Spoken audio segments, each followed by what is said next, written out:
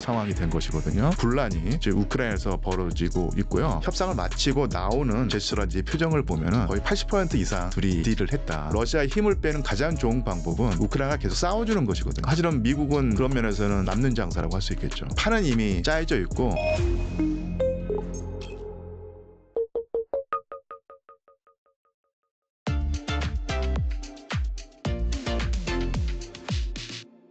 근데 사실 러시아 입장이 대부분 관철되는 것 같고 그 이유는 당연하죠. 그 전장에서 유리한 승기를 잡고 있으니까. 그럼에도 이 나토 국가 입장에서는 우크라이나가 계속해서 싸워주길 또 바라는 그런 마음이 있을 텐데 조만간 이제 미우로 3자 회동이 열릴 것이다. 트럼프 대통령이 말했는데 과연 협상이 잘 진행될 수 있을까요? 어떻게 보세요? 이거는 정말 어떻게 보면은 제가 사실 야구 팬인데요. 아주 뭐랄까요.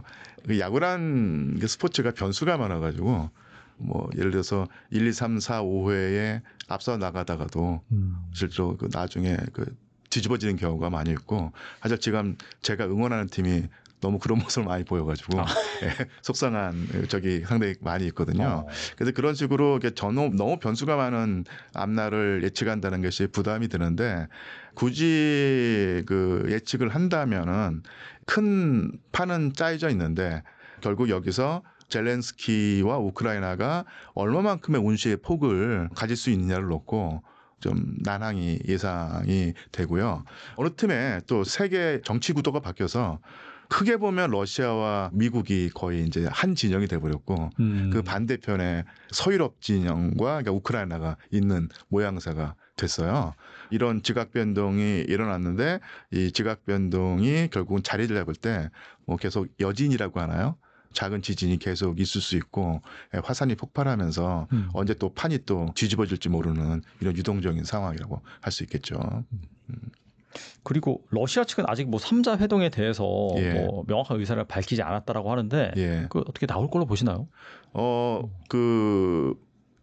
트럼프에게 어떤 요구를 하고 트럼프가 다시 한 번 더 강력하게 러시아의 편을 들어주겠다는 약속을 하면은 못 이기는 채하고 나갈 것 같은데요. 저는 조금 더 예상을 하자면 푸틴 대통령은 결정적인 순간에 결국 빠지는 모양새를 취하지 않을까. 정말 이건 이제 근거 없는 추측입니다. 사실은 젤렌스키 대통령은 3자 회담에 나가서 얻을 게 많이 있는데 그러니까 푸틴으로서는 잘해야 본전이고 조금이라도 삐끗하면은 상당히 자기가 지금까지 쌓아왔던 명성이라든지 업적에 흠이 되는 상황이기 때문에 상당히 조심스러운 입장을 취할 것 같거든요. 그래서 그렇게 3자 대면이 되는 것이 그래도 종전이라든지 전쟁의 종식을 앞당기는 근데 조금이라도 도움이 될 텐데 그게 쉽지만 않다 이렇게 생각을 합니다. 그러면은 현 시점에서 교수님께서는 과연 이 러우 전쟁이 이번에 정말 트럼프와 푸틴이 원하는 대로 종전으로 갈지 아니면은 또 한 번 또 이게 결국에는 어그러져가지고 또 다시 전쟁으로 갈지 어느 쪽 보고 계세요? 정말 어려운 답변 상황일 텐데요. 결국은 나중에 알래스카에서 두 사람 사이에 어떤 말이 오갔는가가 밝혀지겠지만 지금은 사실은 정확한 내막은 모르는 상태 아니겠습니까? 그런데 이 그러니까 협상을 마치고 나오는 두 분의 제스처라든지 표정을 보면은 거의 80% 이상 둘이 딜을 했다. 입을 맞췄다죠. 그리고 이제 판은 이미 짜여져 있고 세부적인 어떤 그림을 덧칠하는 수준이라고 한다면은 결국은 종전으로 가는 추세에는 큰 변화가 없을 텐데 설령 한번 출렁하는 게 있다고 하더라도 그것을 판을 완전히 뒤집는 수준으로 가지 못할 것이다. 이렇게 생각을 합니다. 근데 물론 그 구도가 짜여져 있고 그 구도가 결실을 맺는 것이 과연 언제인가는 속단할 수 없는데 잘 되면 올해 아닐 수도 있고요. 안 되면 조금 내년 넘어갈 수 있게 되는데 큰 구도는 짜여졌는데 아직까지도 세세한 조정의 여부가 남아있기 때문에 시간은 좀 걸릴 것이다. 이렇게 생각을 합니다. 근데 이제 궁금한 게 미국이 키를 쥐고 있다고 생각을 하는 게 미국은 그렇게 이제 종전 협상이라든지 휴전 협상 여기에서도 이제 키를 쥐고 있고 그 다음에 이 우크라이나와 러시아가 전투를 벌이는 상황에서도 나토 보다는 미국이 더 많이 무기를 또 지원하고 있잖아요. 그렇죠. 작년까지만 해도 그랬었죠. 그러면 무기 중단을 그냥 끊어버리고 종전해 하면 되는 거 아닌가요? 약간 그렇게 결정을 하기가 좀 애매한 부분이 있나요? 미국 일단 입장에서? 그 서방 그 동맹국과의 관계도 있고요. 그러니까 막 겉으로는 막 유럽 막 까고 욕하고 하지만은 그래도 이제 관계가 있으니까. 사실은 아무리 뭐 동맹국을 무시한다고 하더라도 그게 쉽지가 않았고, 사실 미국도 워낙 거대한 선박이기 때문에 선박이 거대할수록 항행 진로를 바꿀 때 급변침을 하면은 상당히 위험할 수 있잖아요. 그래서 상당히 큰 홀을 그리면서 방향을 바꾸는데, 아무리 트럼프라고 해도 이제 그런 상황일 것이고요. 아마 그 무기 지원에 관해서는 제가 아주 테크니컬한 부분은 모르는데 바이든 행정부 때 아마 약속해 놓은 게 있을 거예요. 그것을 집행하는 것은 어쩔 수 없는 것이고, 이제 그것이 만약에 이제 그 기한이 됐을 때는 뭐 트럼프가 더 확실하게 뭐 끊는다든지 아니면은 젤렌스키에게 너 말 안 들으면 진짜로 본때를 보여주고 있다 하면서 협박할 수 있어야 되는데, 아직까지는 그런 상황은 아닌 듯 하고요. 또한 뭐랄까요. 트럼프도 나름대로 협상의 달인이라고 자부를 하고 있고, 미국도 지금까지 러시아라든지 다른 강대국을 다뤄왔던 어떤 그 협상 기술이 있는데, 그냥 상대방 말을 다 들어주기보다는 내가 너하고 지금 그 딜을 잘 하고 있는데 그래도 한번 수가 틀어지면 나 진짜 엇나갈 테다라고 하면서 그럴 상황이 있지 않겠습니까? 그때 그 우크라이나를 계속 지원을 한다라고 하는 카드가 미국으로서는 러시아를 다루는 어떤 그 제어할 수 있는 그 카드로 버릴 수는 없는 것이겠죠. 그리고 아무리 두 사람 사이에 그 딜이 이루어졌다고 하더라도 미국으로서는 그래도 러시아가 힘이 빠지기를 바랄 텐데, 그 러시아의 힘을 빼는 가장 좋은 방법은 우크라이나가 계속 싸워주는 것이거든요. 그렇죠. 네. 하지만 미국은 그런 면에서는 남는 장사라고 할 수 있겠죠. 그리고 그 휴전에 대한 협상 논의가 계속되는 와중에서도 러시아와 우크라이나 간 공습은 계속해서 이어지고 있어요. 보면 우크라이나 같은 경우에는 아무래도 이 드론을 활용한 게릴라전을 통해서 그 러시아의 주요 시설을 계속해서 이제 공격을 하고 있고요.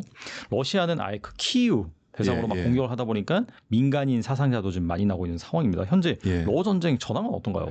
전황은 뭐 이렇게 표현하면 좋을까 모르겠는데요. 아까도 제가 뭐 설명드렸지만 러시아는 숨찬 상태고요. 우크라이나는 숨 넘어가는 상황이고요. 그러니까 러시아는 사실 부분 동원을 통해서 제한적인 전쟁을 해오면서 시간은 오래 걸렸지만 계속 상대방을 압박하는 상황이었고요. 그리고 우크라이나는 진짜 총동원을 해서, 최근에 우리나라 보도도 나오지만 길 가다가 총 들고 싸울 수 있는 연령대의 남자들, 뭐 20대든 30대든 40대든 붙잡아 가가지고 강제로 입영하게 만드는 상황이 연출될 정도로 심각한 병력 부족에 있는 상황인데요.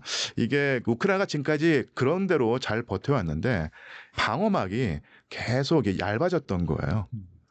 그래서 너무 얇아져가지고 어느 순간에 뻥 뚫릴 상황이 될 텐데, 이게 보통 예를 들어서 그걸 뭐 과학용어로 뭐 임계선이라고 하는 표현을 쓰지 않습니까?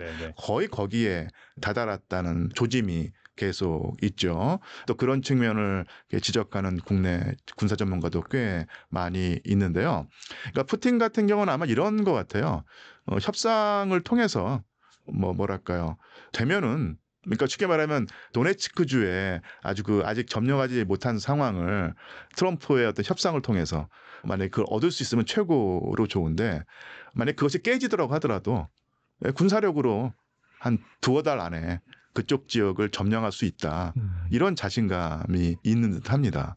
그래서 전황은 그렇게 볼 수 있겠고요. 사실은 또 뭐 조금 말을 보탠다면, 지금 3년 동안의 전쟁을 보면서 저는 또 한번 그 공부를 하게 됐는데요. 그게 뭐냐면 이 소모전이라고 하는 개념이 있지 않습니까?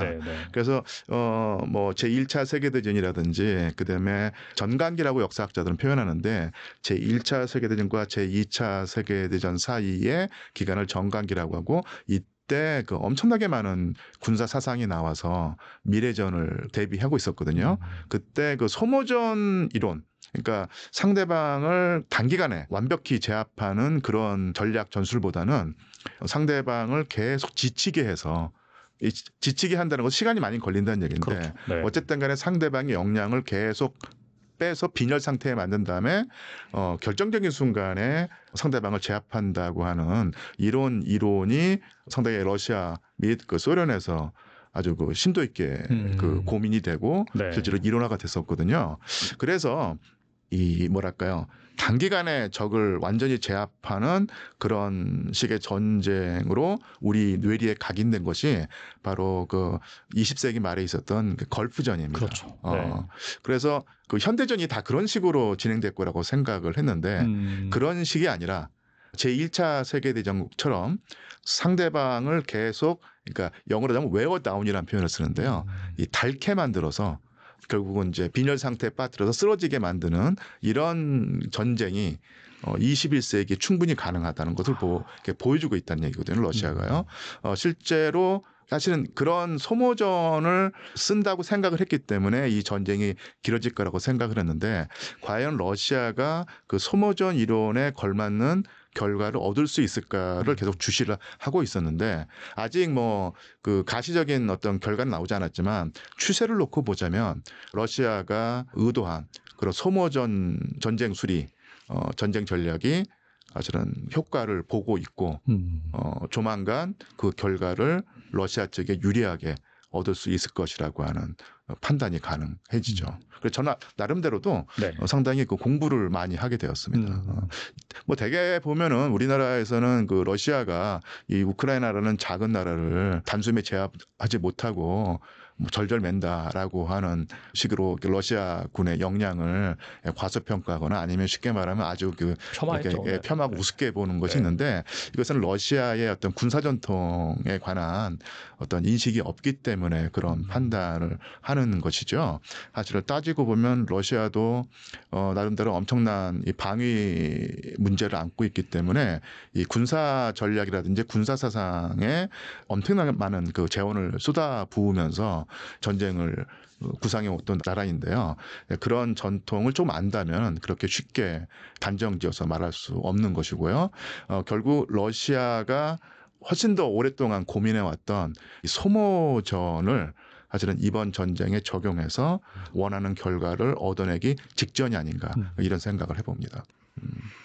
그리고 우크라이나 얘기 좀 해보겠는데 최근 이 대규모 반정부 시위가 열리는 등 젤렌스키 대통령이 정치적 위기를 맞고 있다라는 얘기가 나옵니다. 뭐 젤렌스키 정부의 부패 혐의가 불거진 모습인데 이건 좀 어떻게 볼 수 있을까요? 이게 전쟁을 하면요. 당연히 구체적인 병력이라든지 전력이라든지 어떤 무기라든지 이렇게 그 부분이 있는데 또 하나가 중요한 측면이 역시 그 프로파간다이지 않겠습니까? 우리의 전쟁이 정당하다. 적은 정의롭지 못하다라는 어떤 선전을 통해서 우리 국민들을 동원하고 전 세계의 여론을 자기한테 유리하게 이끌어오는 것이 있는데 러시아도 그런 프로파간다를 했고요. 우크라이나도 그런 프로파간다를 했었거든요. 그래서 우리가 보통 보면 러시아의 프로파간다는 사실은 이거는 뭐 말도 안 되는 것이라고 하면서 거들떠 보지도 않았고 반면에 서방과 우크라이나의 그 프로파간다는 많은 그 이유에서 그것을 이렇게 좀 받아들이는 측면이 있었는데요. 그렇죠. 많이 공감도 하고 있었죠. 네. 서방과 우크라이나의 그 프로파간다는 간단했습니다. 이것은 자유진영 대 권위주의 진영 그리고 민주주의 대 독재의 대결이었다. 맞아요. 네. 이렇게 설정을 했는데요. 이 뭐 러시아 측의 뭐 프로파간다는 사실은 뭐 뻔한 얘기기도 하고 제쳐두고서라도 이쪽 그 반대편 진영을 놓고 보자면요. 저는 이 전쟁을 보면서 어떤 생각을 하냐면 우리나라 국민들이 다른 지역의 전쟁을 볼 때 너무 좀 뭐랄까 단순하게 본다. 그게 무슨 말이냐면요. 서방 진영이 사실은 민주주의 체제가 맞지 않습니까? 근데 이 국내 정치가 민주적이라고 해서 그 나라가 대외, 외교, 그러니까 다른 지역에서 민주적으로 행동하는가? 얘는 별개의 문제거든요. 그러니까 이게 민주적인 국가가 다른 지역이나 국제 무대에서는 상당히 그 고압적으로 아니면은 그 반민주적으로 행동할 상황이 있습니다. 그러니까 예를 들면 19세기 그 내내 영국은 대의제 민주주의를 가진 고도의 민주주의 국가였지만 다른 지역에서는 그야말로 패권주의적이고 침략적이고 그리고 세계 평화를 깨트리는 모습을 많이 보여왔거든요. 우리가 생각하는 것처럼 어떤 나라가 민주적이라고 하면은 그 국제사회에서 국제 무대에서 하는 행동도 민주적 것이라는 생각을 하고 있는데 사실 그렇지 않거든요. 그래서 이 서방 진영 국가들이 민주적이라고 해서 이 우크라이나 러시아 전쟁에서 과연 민주적으로 행동했는가 이거 좀 별개로 봐야 되는 것이고요. 또 한 가지 이쪽 그 우크라이나 진영의 프로파간다가 우리가 민주 진영과 자유 진영을 대표하기 때문에 우크라이나도 민주주의 국가고 자유로운 국가다라는 식의 그 뭐랄까요 선전을 해왔고요. 전쟁 초기에는 우리나라 여론이라든지 방송 매체 그다음에 신문 매체도 다 그런 쪽으로 따라갔거든요. 그래서 초기에 보면은 키이우를 수도를 포기하지 않고 결사항전하는 이 젤렌스키 대통령이 상당히 위대한 지도자이다. 그리고 이게 우크라이나와 세계의 그 민주주의를 지킨다고 하는 이 감정이입을 해왔는데 그것은 정말 프로파간다일 뿐이고요. 상당히 문제가 많은 정치가였죠. 일단 그러니까 우크라이나가 뭐 요즘 또 정보가 나오고 있지만 적어도 유럽만 놓고 보면은 유럽에서 가장 부패가 심한 나라였어요. 뭐 이런 그 정보를 제시하면 어떤 분들은 러시아도 뭐 러시아는 더 심하지 않는다고 하는데 러시아도 물론 부패가 심하지만 그렇다고 해서 나라의 어떤 통치 구도를 거덜낼 만큼 심한 것은 아니고 어쨌든 푸틴이 그것을 견제를 해오는 상태였거든요. 근데 그런 최소한의 견제 장치가 없는 나라가 바로 우크라이나였습니다. 그리고 전쟁 동안에 천문학적인 금액의 지원을 받았는데 부패한 어떤 사회구조와 정치구조를 가진 나라가 그런 식으로 천문학적인 지원을 받았을 때 나타난 현상이 뭐겠습니까? 옛날에 그 20세기 중엽에 장개석에 중국을 생각하시면 돼요. 미국이 엄청나게 그 지원을 해주는데 미국의 지원이 사실은 이 일본이라든지 아니면 그 마오쩌둥의 공산 진영과의 싸움에서 그쪽에 투여되지 않고 다 그 착복되거나 횡령되어서 그러니까 쉽게 말하면 열을 지원해줬는데 그 전선에는 1이나 2가 가고 나머지는 다 중간에 다 새버리는 상황이었는데요. 그런 상황이 우크라이나도 연출이 된 것이죠. 그래서 상당히 우크라이나 국민들의 불만이 많았었고 그리고 하지만 전시 상황이기 때문에 참아왔던 것인데 그것도 어느 순간에 임계선에 다다라가지고 결국 최근에 터졌던 것이죠. 그래서 반부패 조사 활동을 하는 독자적인 기구가 실제로는 젤렌스키 대통령의 측근을 조사하기 시작하면서 거의 뭐 고구마 줄기라고 하나요? 줄줄이 나와서 젤렌스키 측근들이 쉽게 말하면 그 조사가 실제로 제대로 진행이 된다면 거의 뭐 그 젤렌스키 측근들이 거의 다 날아가 버릴 상황이었거든요. 그래서 젤렌스키가 그것을 막기 위해서 그 독자적인 독립적인 조사 기구를 자기 권력 아래 두고 통제하는 입법을 가결했는데 여기에 이제 일반 시민이 반발을 하면서 사단이 났었고 너무 반발이 심하다 보니까 그러니까 법안을 또 철회를 최근에 했거든요. 그러니까 이런 식의 분란이 지금 우크라이나에서 벌어지고 있고요. 사실 이런 상황은 젤렌스키에게 정말로 불리한 것이요. 일단 그 전쟁 지도자로서의 어떤 위상에도 큰 흠이 갔고 국력을 총동원하는 데도 문제가 생기지만 서방 진영이나 미국이 젤렌스키가 말을 듣지 않을 때 젤렌스키를 제거하는 방법으로 쓸 수 있다는 얘기죠. 그 전까지 만약에 서방 뭐 미국과 러시아가 어떤 딜을 해서 판을 짜놨는데 젤렌스키가 거기에 계속해서 저항한다든지 말을 듣지 않을 때 제거할 수 있는 방법이 쿠데타라든지 정변이라든지 이런 거밖에 없었는데 이제는 합법적인 방법으로 젤렌스키를 날릴 수 있는 상황이 된 것이거든요. 근데 그런 점에서 젤렌스키에게 이것은 뭐 도덕적인 문제뿐만 아니라 젤렌스키의 어떤 운신의 폭을 정말로 줄일 수 있는 상황이 된 것이죠.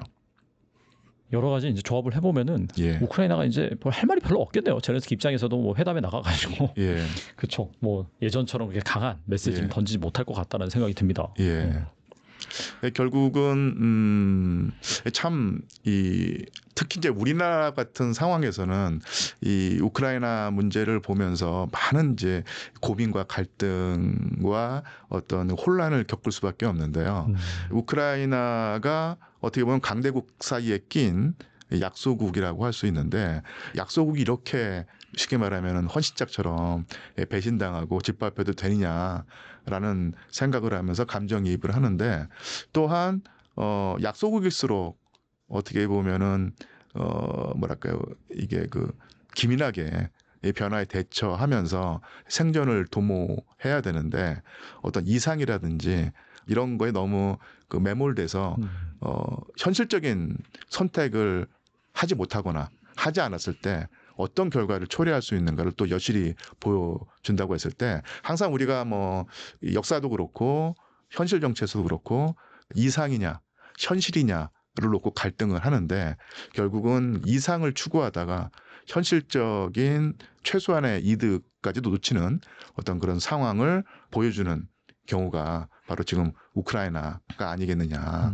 이렇게 그 생각을 하고요. 정말로 그 항상 이 우리나라와 같은 나라는 특히나 이 현실과 이상 사이에서 이 선택을 할 때 고민이 되기 마련인데 또 한 번 어떤 반면 교사라고 할까요? 이런 것이 우크라이나가 되지 않을까 싶습니다. 예.